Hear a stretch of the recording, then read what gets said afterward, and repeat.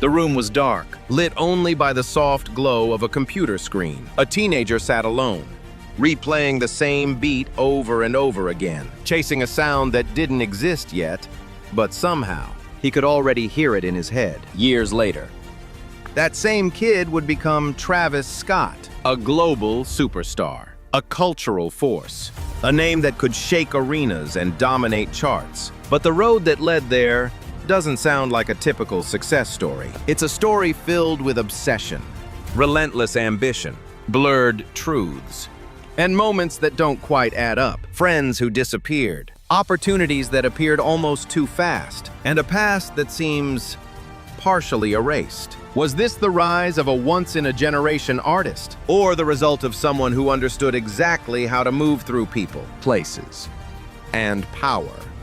Some say it was talent, others say it was strategy, and a few believe it was something far more complicated. Because when you look closely at the early life of Travis Scott, you don't just see a dream, you see a puzzle. And the deeper you go, the harder it becomes to tell what's real and what was rewritten along the way. So how did a kid from suburban Texas really make it to the top? That's the story we're about to uncover. Travis Scott's before the fame. Before the sold-out arenas, there was just a quiet suburb outside of Houston, Missouri City. Texas didn't look like the kind of place that creates global stars. It was calm, predictable, almost too comfortable. But inside one house on Waterfall Drive, something was starting to shift. In 2007, a small moment changed everything. Travis Scott, then still Jacques Webster, received a gift from his mother.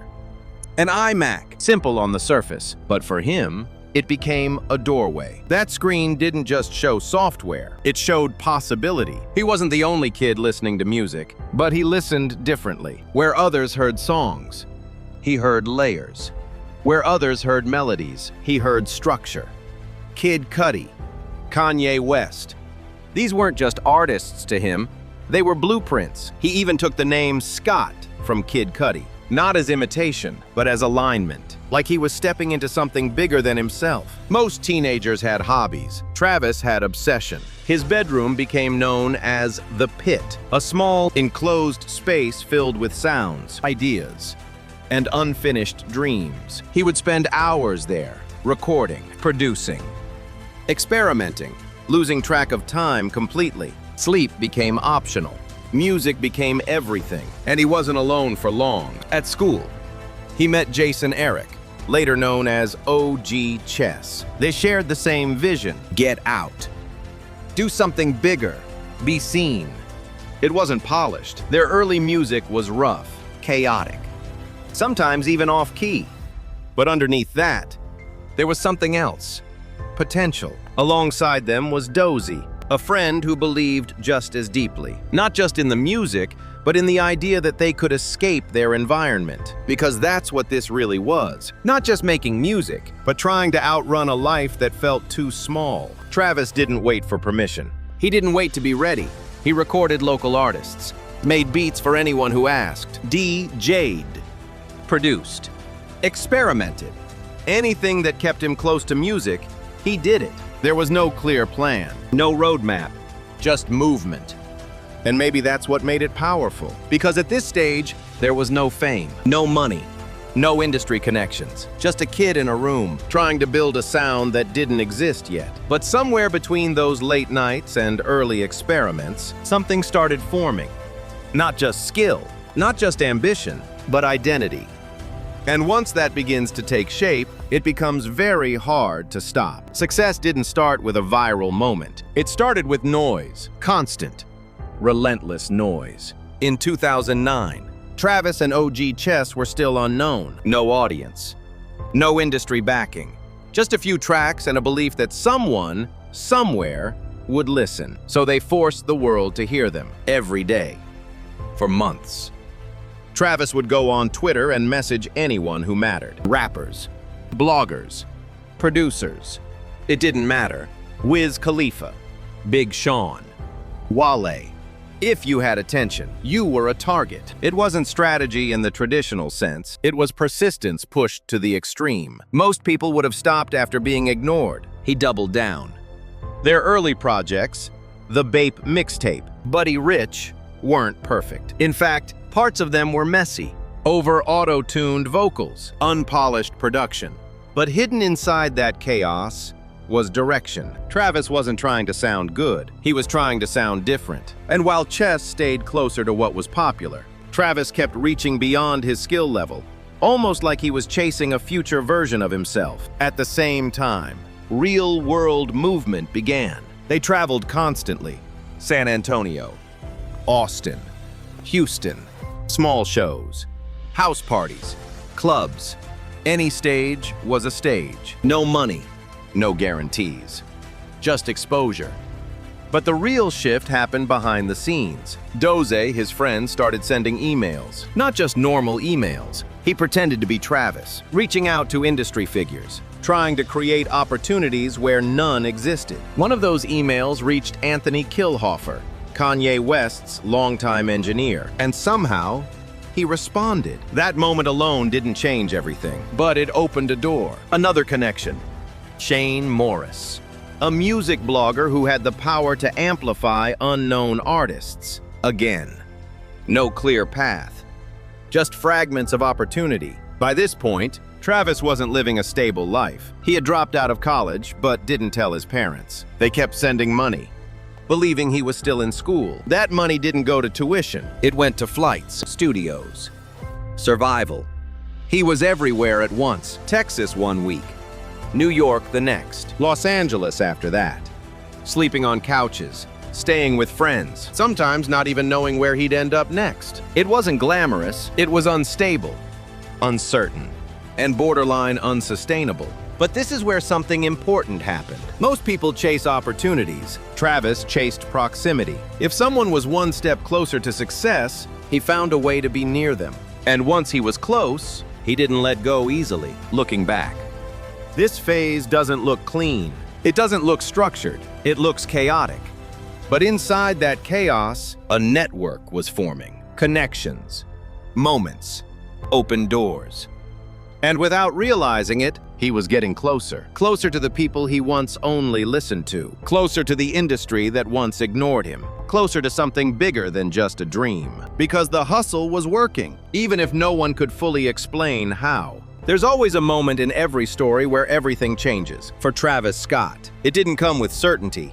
It came with chaos, timing, and one connection leading to another. By late 2011, things started moving faster. Not clearly, not cleanly, but fast.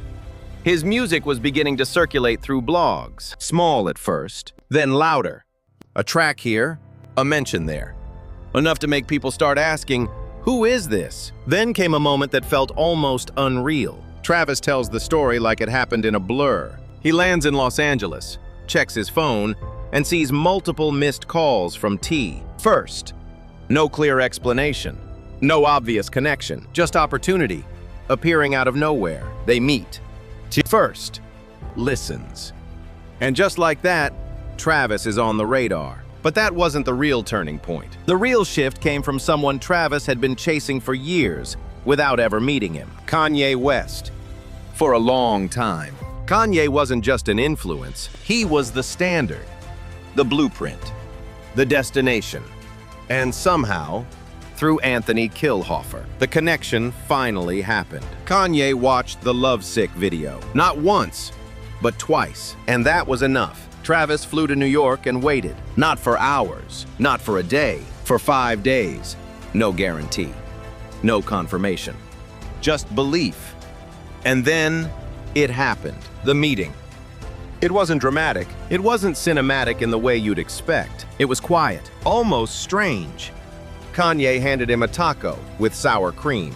Travis hated sour cream, but he ate it anyway. Because in that moment, he wasn't just sitting with an artist. He was sitting with the person he had been trying to become. And something shifted, not just externally, but internally. From that point on, things accelerated. Kanye invited him to Hawaii to work on the Good Music project. Suddenly, Travis wasn't chasing the industry anymore. He was inside it. He contributed to tracks, observed the process, absorbed everything. Even if the credits didn't fully reflect his involvement, the access alone changed everything. Around the same time, he signed with First, his grand hustle, then aligned with Epic Records. Multiple deals, multiple directions. It wasn't a straight path. It was layered, complicated, strategic.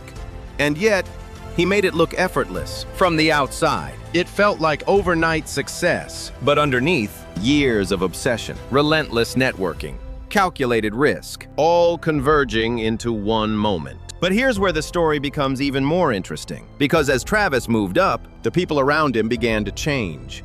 Some stayed. Most didn't. And the higher he climbed, the less clear the story became. Was this the reward for persistence, or the beginning of something more complicated? Because reaching the top is one thing, but how you get there is where the real story lives. Success changes everything, but sometimes it reveals everything too. As Travis Scott's name started gaining real traction in the industry, something else began to surface quietly in the background. The people who were there at the beginning were no longer there. OG Chess, the creative partner from the early days, slowly faded out of the picture. No clear announcement, no official split, just distance. And then, questions. Rumors started circulating, not loud enough to dominate headlines, but persistent enough to create doubt. Some said Travis had been working on solo material behind the scenes long before the duo ended. Others believed opportunities were taken without being shared. There was no confirmation, just fragments. Then came Shane Morris. At one point, he was helping push Travis's music through blogs, opening doors that were otherwise closed. But years later, he went on a public rant. Accusations, claims of manipulation, even allegations of artificially inflating online numbers. No solid proof. But the damage wasn't in the evidence, it was in the narrative. Because once a story like that exists, it doesn't go away. Another fracture appeared with Tony Loney, a close friend, a videographer, someone who documented the journey from the early days, their fallout. Messy, personal, unclear. Stories surfaced about arguments, broken trust, even physical confrontation over something as simple as a laptop. Again, nothing fully confirmed. But the pattern was becoming harder to ignore. One by one, the names changed. The circle got smaller. And through it all, Travis remained silent. No explanations. No interviews addressing specifics. No attempts to correct the record. Just movement. Forward. And that silence did something powerful. It created mystery. But it also created suspicion. Because when multiple people tell different versions of the same story, and the main person says nothing, what are you supposed to believe? Is this just what happens on the way to the top? People grow apart. Paths separate. Priorities change. Or is it something else? A pattern. A method. A way of navigating success that isn't meant to be fully understood. At this point in the story, the facts start to blur. What's real? What's exaggerated? What's missing entirely? And maybe that's exactly why this story is so compelling. Because the higher Travis Scott rises, the harder it becomes to see how he really got there. In America, there's a certain kind of story people love. The self-made story. The one where someone starts with nothing and builds everything. At first glance, Travis Scott fits that narrative perfectly. A kid from suburban Texas. No major cosigns at the beginning. No clear path. Just vision. And the willingness to chase it, no matter what. But when you look closer, his story feels different. Not clean. Not linear. Not easy to explain. And maybe that's why it resonates even more. Because this isn't just a story about success, it's a story about how success actually happens in the modern world. Messy, fast, unpredictable. In the age of the internet, talent alone isn't always enough. Access matters. Timing matters. Positioning matters. And Travis seemed to understand that early. He didn't just wait to be discovered. He placed himself where discovery could happen. Again and again. From Texas to New York. From New York to Los Angeles. From unknown to unavoidable. To some people, that's inspiring. To others, it raises questions. Did he build his way to the top? Or did he navigate his way there? And is there even a difference anymore? Because today, Travis Scott isn't just an artist. He's a brand, a sound, a cultural force that shaped an entire era of music. From rodeo to Astroworld, from underground buzz to global stages. His influence is undeniable, but the story behind that influence still feels unfinished. Maybe the truth isn't simple. Maybe it's both. Talent and timing, vision and opportunity, connection and calculation. Or maybe it's something we'll never fully understand, because Travis Scott never really explains it. He moves, he creates, he evolves, and leaves the rest behind. So now the question is yours. Do you think his rise was earned or engineered? And does it even matter if the result changed the culture forever? If this story made you see things differently, take a moment, reflect on it. And if you're curious about the stories behind other icons, stay with me, because sometimes the truth isn't in what's told, it's in what's left unsaid.